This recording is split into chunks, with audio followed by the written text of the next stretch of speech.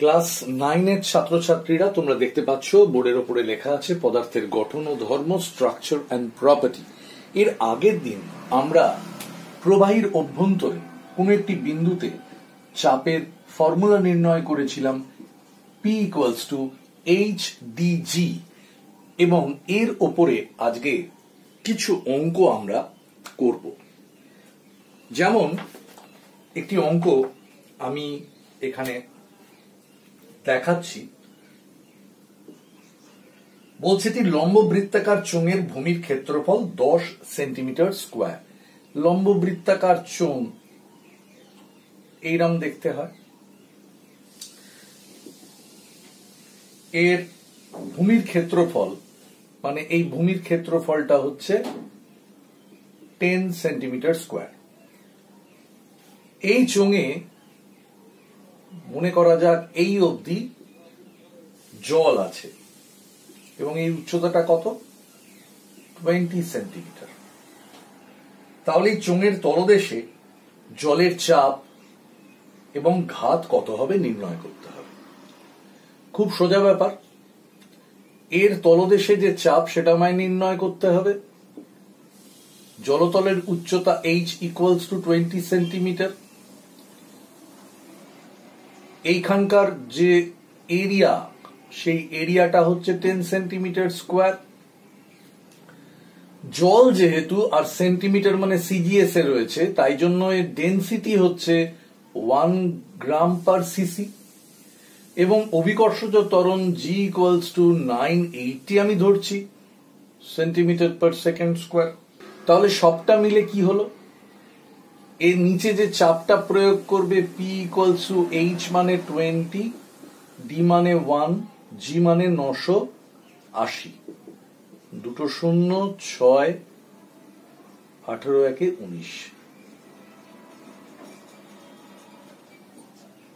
তার মানে চাপের পরিমাণ হচ্ছে 19,600 ডাইন পার সেন্টিমিটার স্কয়ার, যেহেতু প্রেসারের ইউনিট। এবার ঘাত নির্ণয় করব। ঘাত মানে F, F মানে হচ্ছে P × A। তো P কত? 19,600, আর ক্রস সেকশনাল এরিয়া কত? 10 সেন্টিমিটার স্কয়ার। গুণ করে দিলে 196,000 এত ডাইন বলের একক। তো এটা আমরা তো জানি যে 10⁵ ডাইন = 1 নিউটন। তাহলে এখানে আমি নিউটনে প্রকাশ করে দিতে পারি। 1 2 3 4 5, তার মানে 1.96 নিউটন। অর্থাৎ এই অঙ্কটির আমার যে দুটো উত্তর চাওয়া হয়েছিল, তাতে বলা হয়েছিল একটি লম্ব বৃত্তাকার চোঙ রয়েছে যার ভূমির ক্ষেত্রফল 10 সেন্টিমিটার স্কয়ার, এবং তাতে যদি 20 সেন্টিমিটার উচ্চতা যুক্ত জল থাকে, তাহলে তার তলদেশে চাপের পরিমাণ কত, ঘাতের পরিমাণই বা কত। চাপের পরিমাণ বার করার জন্য P = HdG বার করেছি। ক্যালকুলেশন তোমাদের সামনে রয়েছে। এখানে যেহেতু সিজিএস সিস্টেমে, তাই জন্য যে ঘনত্ব আমি ধরেছি জলের, সেটা হচ্ছে 1 গ্রাম পার সিসি, আর অভিকর্ষজ ত্বরণ G এর ভ্যালু আমি 980 সেন্টিমিটার পার সেকেন্ড স্কয়ার ধরেছি। ধরে P এর ভ্যালু বেরিয়েছে 19,600 ডাইন পার সেন্টিমিটার স্কয়ার, এবং এখান থেকে ঘাত বেরিয়েছে F = P × A, অর্থাৎ 19,600 × 10 করে যেটা বেরোলো এত ডাইন। এবার এই ডাইনটাকে আমি নিউটনে ট্রান্সফার করেছি। তোমরা ইচ্ছে করলে নিউটনে ট্রান্সফার করতেও পারো, আবার নাও করতে পারো।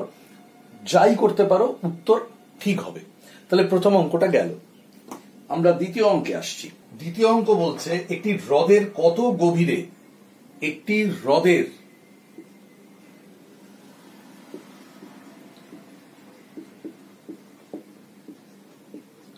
কত গভীরে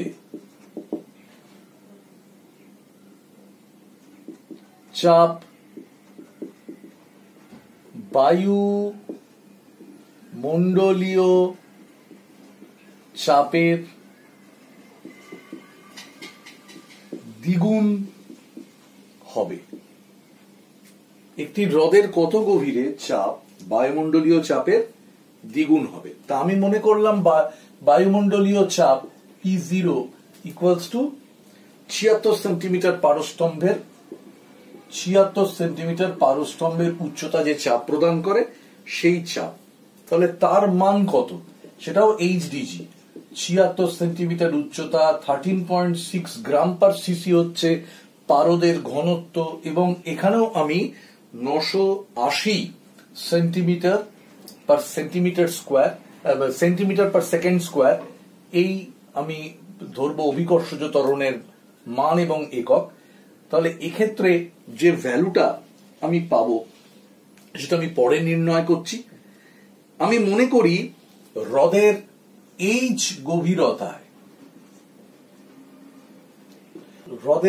গভীরতায় চাপ হচ্ছে পি, এবং সেই পি চাপটি বায়ুমণ্ডলীয় চাপের, যা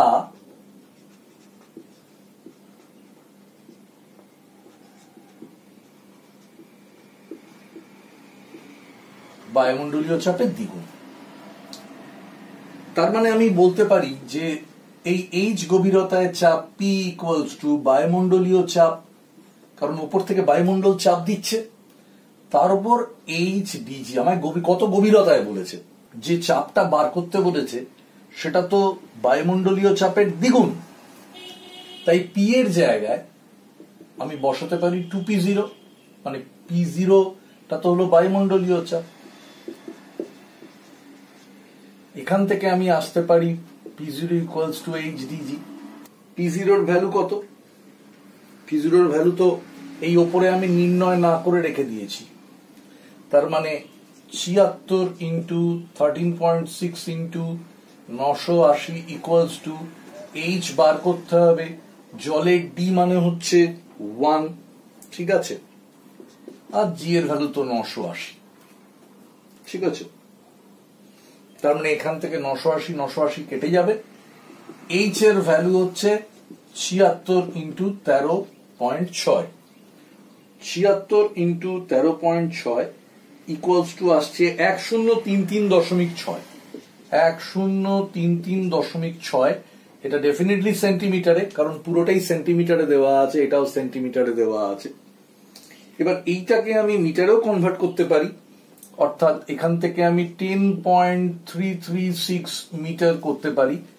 তাহলে 10.336 মিটার গভীরে বা 1033.6 সেন্টিমিটার গভীরে বায়ুমণ্ডলীয় চাপের দ্বিগুণ চাপ হবে।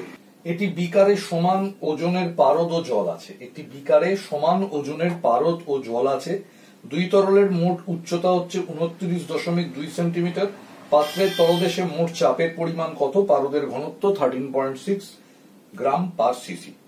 তা আমি মনে করি, মানে অঙ্কটা কি বলেছে, একটি বিকারে, অঙ্কটা আমি লিখে দিই,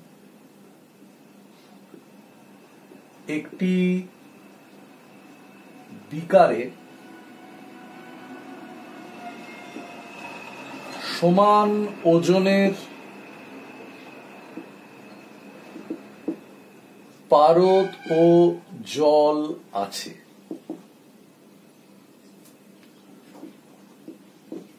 দুই তরলের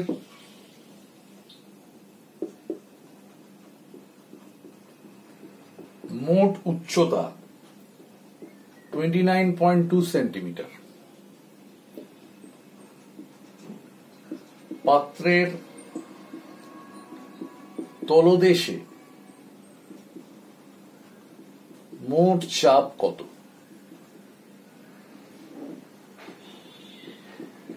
পারদের ঘনত্ব 13.6 গ্রাম পার সিসি। তো পারদের ঘনত্ব আমি মনে করছি D1,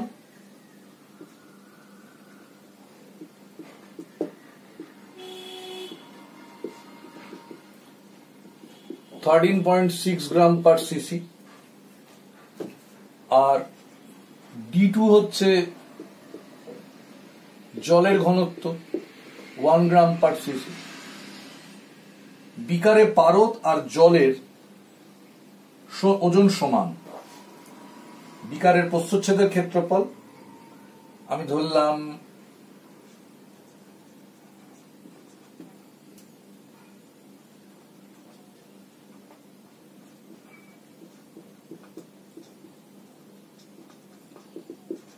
এ। তাহলে এ ইন্টু এইচ, বিকারে পারদের গভীরতা এইচ, পারদের গভীরতা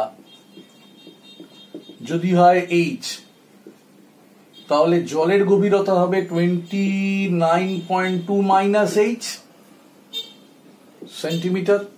সেন্টিমিটার। পারদের ওজন বার করতে হচ্ছে, এটা আয়তন ইন্টু ঘনত্ব ইন্টু অভিকর্ষজ ত্বরণ, ওজন পেয়ে গেলাম, দ্যাট ইজ ইকুয়ালস টু প্রস্থচ্ছেদের ক্ষেত্রফল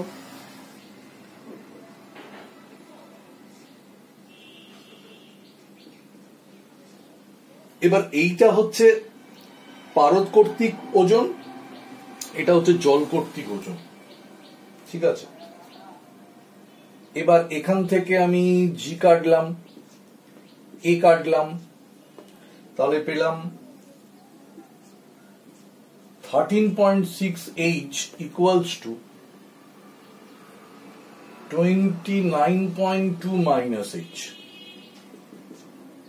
তার মানে যদি এদিকে এইচটা চলে আসে তাহলে 14.6 H equals to 29.2, তার মানে H equals to 29.2 divided by 14.6 equals to 2। তার মানে বিকারে পারদের গভীরতা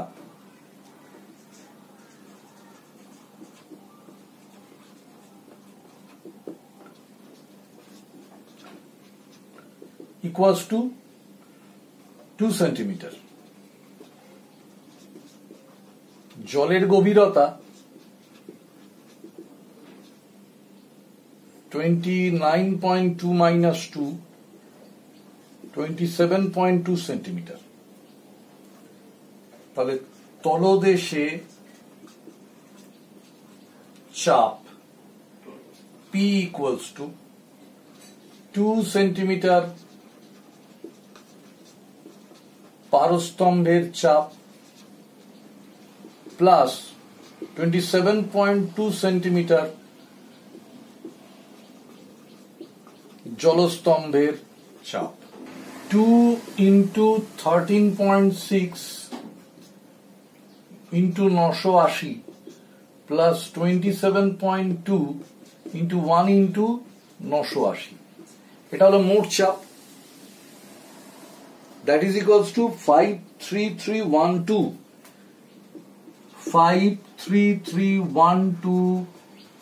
ডাইন পার সেন্টিমিটার স্কোয়ার। এই অঙ্কটা খুব গুরুত্বপূর্ণ অঙ্ক, এই অঙ্কটাকে খাতায় ভালো করে লিখে নাও। আসি বায়ুমণ্ডলের চাপ। বায়ুমণ্ডলের চাপ মানে হলো আমাদের পৃথিবীর ওপরে যে বায়ুস্তরগুলো রয়েছে সেই বায়ুস্তরগুলো যে চাপ প্রয়োগ করছে সেই চাপটাকেই বলা হচ্ছে বায়ুমণ্ডলীয় চাপ। কিন্তু তারও কিছু এখানে সংজ্ঞা বলে দিয়েছে, আমি তোমাদের বলে দিই। 0 ডিগ্রি সেন্টিগ্রেড উষ্ণতায় 45 ডিগ্রি অক্ষাংশে গড় সমুদ্র পৃষ্ঠে 76 সেন্টিমিটার পারস্তম্ভ যে চাপ প্রদান করে সেটা কি বলা হচ্ছে বায়ুমণ্ডলীয় চাপ। 0 ডিগ্রি সেন্টিগ্রেড উষ্ণতায় 45 ডিগ্রি অক্ষাংশে 76 সেন্টিমিটার পারস্তম্ভ যে চাপ প্রয়োগ করে তাকেই বলা হচ্ছে প্রমাণ বায়ুমণ্ডলীয় চাপ। প্রমাণ বায়ুমণ্ডলীয় চাপ। এখন যেহেতু আমরা জানি যে পারস্তম্ভ উষ্ণতার পরিবর্তনের সাথে সাথে তার প্রসারণ ঘটে, তাই 0 ডিগ্রি সেন্টিগ্রেডকে একটা প্রমাণ ধরা হয়েছে, যার থেকে তলায় গেলে পারদের সংকোচন ঘটবে, যার থেকে বেশি হলে পারস্তম্ভের প্রসারণ ঘটবে, ফলে আমাদের পাঠের ক্ষেত্রে ত্রুটি থেকে যাবে। এই কারণে এটাকে একটা স্ট্যান্ডার্ড ভ্যালু ধরা হয়েছে। 45 ডিগ্রি অক্ষাংশ হচ্ছে যে পৃথিবীর, আমরা জানি ভূগোলকের 0 ডিগ্রি হচ্ছে বিষুবরেখা এবং 90 ডিগ্রি হচ্ছে তার মেরু। এবার মেরু বিষুব অঞ্চলে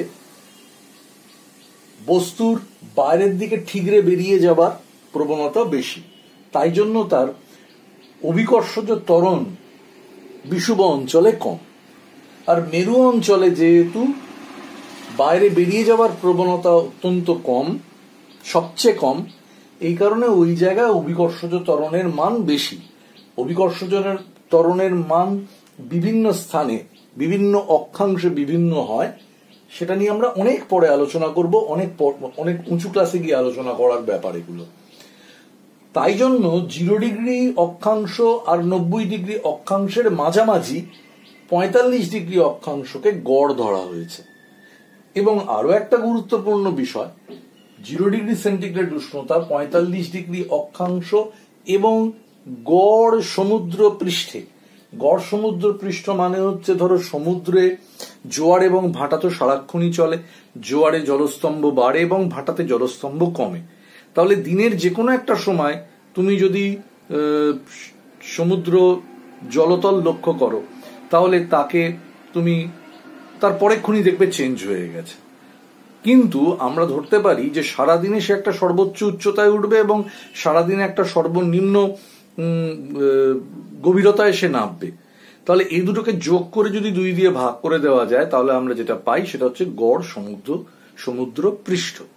তো এটাকেই এখানে বলা হয়েছে 0 ডিগ্রি সেন্টিগ্রেড উষ্ণতা, 45 ডিগ্রি অক্ষাংশ এবং গড় সমুদ্র পৃষ্ঠে 76 সেন্টিমিটার পারস্তম্ভ যে চাপ প্রদান করে, সেই চাপটাকেই বলা হচ্ছে প্রমাণ বায়ুমণ্ডলীয় চাপ। এই প্রমাণ বায়ুমণ্ডলীয় চাপের মান তুমি কি করে নির্ণয় করবে? খুব সোজা, P = HDG। HDG 76 সেন্টিমিটার পারস্তম্ভের উচ্চতা, D হচ্ছে 13.6, এটা হচ্ছে 980। তাহলে এই তিনটেকে যদি আমি গুণ করে দিই, তাহলে আমি পাচ্ছি as a whole 1.0325 1.01325 into 10 to the power 9 per centimetre square. এইটাই হলো প্রমাণ বায়ুমণ্ডলীয় চাপের মান। আজ এই অবধি থাকছে। এর পরের দিন আমরা এর পরবর্তী যে টপিক রয়েছে, ফটিন্স ব্যারোমিটার, অর্থাৎ বায়ুমণ্ডলের বায়ুর চাপ পরিমাপ করার জন্য যে যন্ত্র আমরা ব্যবহার করে থাকি তা হলো ব্যারোমিটার। এই ব্যারোমিটারের নির্মাণ, এই ব্যারোমিটারের দ্বারা কিভাবে আবহাওয়ার পূর্বাভাস করা যায় এবং তা দিয়ে কি করে পরিমাপ করা হয়, এই বিষয় নিয়ে আমরা আলোচনা করব। ভালো থাকো, সুস্থ থাকো।